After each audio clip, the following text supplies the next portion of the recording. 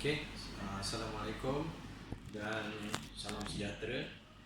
Yang ini kami nak tunjukkan produk yang terhasil daripada inovasi kami, iaitu Basic Architecture Smart Kit.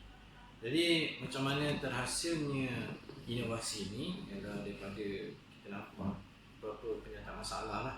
Antaranya seperti khususnya kepada pelajar, mereka tak nampak ataupun susah untuk dia memahami construction ataupun reka bentuk yang ada dalam bumbung khususnya, serta yang berada di bawah slab ataupun bawah tanah.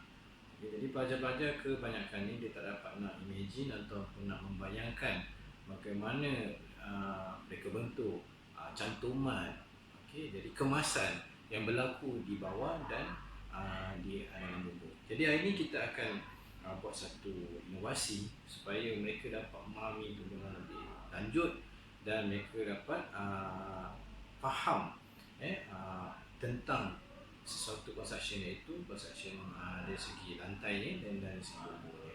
Okay. Jadi kita untuk makluman semua, jadi inovasi yang kami buat ni kami telah masuk ataupun letakkan di beberapa pertandingan lah, baik di dalam internal ataupun pertandingan di dalam inovasi dalaman ataupun di peringkat daerah, dan juga kami dah bawa ke peringkat kebangsaan, iaitu PERISA. Jadi untuk makluman semua, PERISA 2020 ni adalah PERISA pelibatan kami buat kali ketiga dalam inovasi ini, PERISA. Jadi produk yang kami nak bentangkan juga adalah produk yang dari penambahbaikan, iaitu Basic Architecture Smart Kit. Jadi untuk daripada permulaan, daripada awal ni sebenarnya kami keluarkan dengan idea berkenaan dengan PERISA tu, berkenaan dengan rumah kayu. Okey, bila saya cakap rumah kayu ni, dia memfokuskan kepada kalau kita tengok kat sini, ini adalah laporan-laporan yang kami buat sebelum ni. Jadi bila kita tengok rumah kayu ni ialah satu bentuk penuh rumah kayu. Okey, satu bentuk penuh rumah kayu yang kami telah bentangkan di PERISA 17.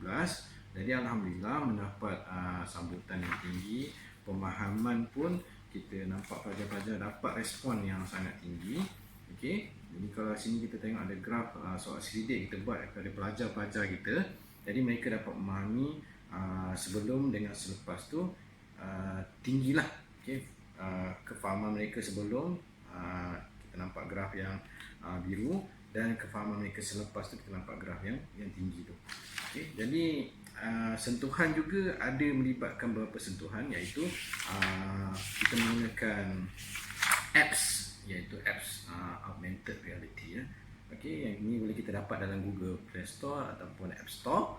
Okey, sama juga kami menggabungkan juga dengan apps Revit Architecture. Okey, ini adalah software Revit Architecture untuk kita bangunkan model, kemudian kita masukkan dalam apps augmented reality supaya kita boleh appearkan ataupun boleh hasil ataupun boleh wujudkan okey, sebagai augmented ni dia terkeluarlah daripada satu lembaran.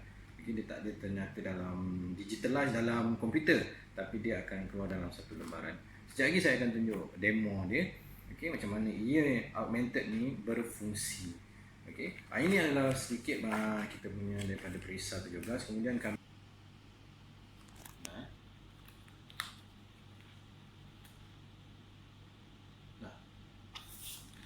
Okey, pada kami juga bawa produk yang sama, masih lagi Basic Architecture Smart Kit, tapi kali ni kami bawa inovasi bumbung sahaja. Pada PERISA 17 kita masuk satu whole rumah, tapi kali ni kita bawa bumbung sahaja. Pendekatan yang sama, kaedah yang sama kami buat. Okey, jadi tapi kali ni kami ada fokus bumbung sahaja. Kita tak fokus satu rumah, kita fokus bumbung sahaja. Kawasan yang sukar lah untuk pelajar-pelajar kita nak faham.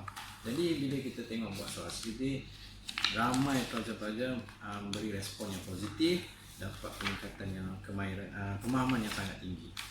Jadi ini adalah bumbung, kita masuk dalam IRECA ni internal lah, pertandingan dalaman. Alhamdulillah ini kita dapat emas untuk pertandingan tu. Kemudian kita buat perkara yang sama juga dalam IRECA 19, tapi kali ini kita fokus kepada lantai dia sahaja. Itu kita buka bumbung, yang ini kita fokus lantai. Pendekatan yang sama, masih sama, cuma kita kali ini lantai. Kita fikir pelajar memang tak dapat nak bayangkan bahagian lantai, jadi kita bawa juga bahagian lantai. Masih sama, menggunakan augmented reality apps, menggunakan Revit architecture software. Kita buat blendkan, gabungkan, dan kita dapat respon yang sangat tinggi, respon yang baik daripada pelajar, pemahaman yang sangat tinggi daripada pelajar-pelajar kita. Jadi kita bawa juga masuk perkara ni ke Prisa 2019, dan Alhamdulillah kita menang untuk dapat peringkat gangsa untuk produk kita. Dan selepas saja kita dah mencapai satu langkah lagi, kita pula daftarkan produk kita ni ke MyIPO. Ini MyIPO, kita buat MyIPO, dan ini adalah nombor application kita. So kita dah daftarkan. So tahniah dah untuk produk kita ni. Selesai, kita daftar. So jadi so far kita masih menggunakan produk ni untuk semester 3 kelas BIM Architecture. Semester 3 BIM Architecture STS 3095. So kita mengapplykan lah sebab di dalam tu ada Revit. Jadi saya nak tunjuk demo macam mana perkara ni boleh berfungsi. Senang saja. Dalam kita punya handphone kita, apps kita boleh search pergi dekat Google Play Store. Kemudian pergi dekat jadi saya nak demo. Semula kita kena install berisian apps kita, iaitu kita pergi ke Play Store dan kita type Augment dekat atas ni, type Augmented, kemudian kita install lah. Jadi apabila kita dah install, free, tak ada masalah, tak ada bayaran. So apabila kita install, kita akan pasang Augment di sini. Ini dia punya apps, berisian apps dia, Augment, dan kita boleh tekan. So once bila kita, ni saya punya dah set up, dah ada ID dan sebagainya. Once bila kita on, dia minta kita isilah apa kita punya notification, ID dan sebagainya, link dengan email kita supaya dia boleh hantar kod aktif. Dan bila kita dah hantar kod aktif, dah kita boleh ada satu library kita lah.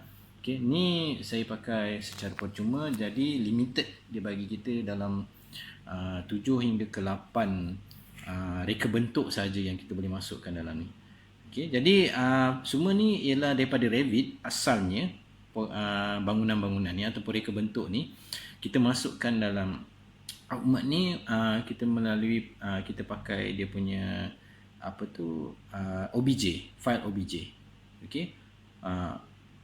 So kita convert daripada OBJ. Apps ni boleh baca file yang bertajuk OBJ sahaja. Jadi dalam Revit boleh kita convert, boleh export daripada OBJ. Jadi contohnya saya sekarang dah buat ni plan ataupun model reka bentuk kerangka bumbung kita. So just simply kita kat sini, then dia akan dia keluar. So daripada fungsi daripada ni, kita kalau kita ada tempat scan kita ni, ni dia punya platform lah, ataupun dia punya plate dia untuk kita letakkan dia tempat yang tu. So bila dia nampak saja tempat dia punya scanning ni ataupun platform ni, dia akan automatic, dia akan terus plug dekat situ.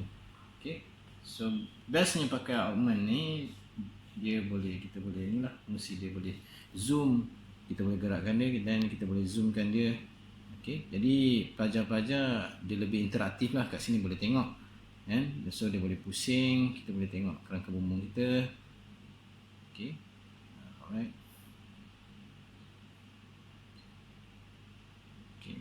So kalau kita nak view 3D pun, kita boleh tekan 3D ni. So dia akan bawa kita satu dimensi lain untuk kita free flow. Kita bawa, kita nak bawa kita punya akan bentuk kita ni. Okey, kita boleh zoom out. Ni nak centerkan balik. Okey, so kita back balik. Jadi macam saya cakap tadi, okey.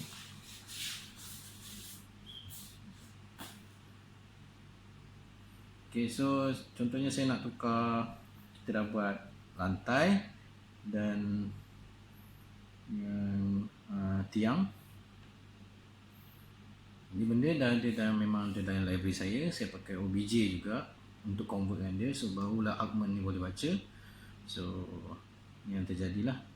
Okey, kita boleh movekan dia zoom, so kita boleh tengok lapisan demi lapisan layer kat situ. Okey, layer-layer ni ada dalam nota, dia pun boleh rujuk nota manual dia untuk dia melihat sebenarnya setiap layer ada lapisan kalis lembap, ada layer konkrit, ada layer pasir.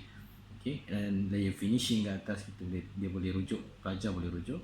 Okay, cuma ni nampak lebih interaktif dan kalau kita perasan kat sini, yang sebenarnya benda ni boleh sharing dengan kita, dia boleh snap gambar dengan kita dan share dengan kita apa yang dia tak faham. Okay, so boleh view 3D. Okay, so bila dia view 3D, dia free flow, boleh tengok bawah, boleh tengok atas, boleh pusing. Okay, dan dia boleh ambil gambar, dia snap dengan kita. So foto ni dia boleh share dan dia boleh komen ataupun apa-apa saja, dan dia boleh share dengan kita untuk dia bagi penerangan. So kita boleh workout dengan apa orang kata secara online. Okey, pembelajaran secara online pun boleh menggunakan dengan ni. Okey, so dia platform ni untuk dia kedudukan dia lah. Kalau dia ada kat sana, dia ikut. Okey, tu tempat scan dia. So dia baca based on mana kita punya platform ni duduk. Okay, alright. So ni saja fungsi pada augmented reality. Okay, so dia fun, dia seronok sebab kita boleh boleh hold the 3D, satu 3D tu kita boleh hold, kita boleh control dia pun. Okay, so interaktif lah satu. Jadi so ada juga kalau saya nak displaykan rumah Melaka yang kami buat pada awal-awal dulu. Okey, ni agak berat sebab saiz dia mungkin besar. Okay, dia makan masa yang agak lama lah. Okey, so tu dia. Yang tempat plate ni pun dia ada yang saiz kecil, saiz pocket size. Kalau kita pergi website Augment ni, okay, dia ada saiz pocket. So kita just saiz pocket kita boleh simpan lah dalam wallet kita ke. Okay, okay. Kita pun boleh mainkan kita punya handphone, kita masuk dalam, kita boleh keluar. Okay, right. So kalau kita nak free flow macam biasa, kita pick 3D. So yes, kita boleh free flow lah. Okay, ni rumah Melaka yang kami buat. Tapi asalnya daripada sinilah kita pecahkan bumbung dulu, kemudian kita buat tiang dan dinding dia. Untuk kita lama-lama kita akan dapatlah satu modul yang lengkap. Okey. Okey, ya. Ni kita boleh pusing. Boleh pusing. Okey. Right, so back to view. Okay, so apps ni free, semuanya free. Hanya print, boleh ada A4 size, boleh pocket size. So kita boleh explore lah, kita boleh cari platform yang baik lah. Okay, itu sahaja daripada Basket team College Community Jasin. Kami harapan kami ialah semoga produk ini ataupun inovasi kami ini dapat satu kejayaan di College Community Temerloh sempena pertandingan PRISA 2020 yang dianjurkan oleh mereka. Semoga mendapat kabar baiklah produk kami ini. Kita tak mengharapkan sangat satu kemenangan, tapi kita mengharapkan impak yang tinggi daripada pelajar-pelajar kami juga. Okay, jadi sekian itu daripada saya. Jika ada sebarang kekurangan ke kesilapan, kami ataupun saya, tim kami, mohon maaf. Jadi bye, sekian. Assalamualaikum warahmatullahi wabarakatuh.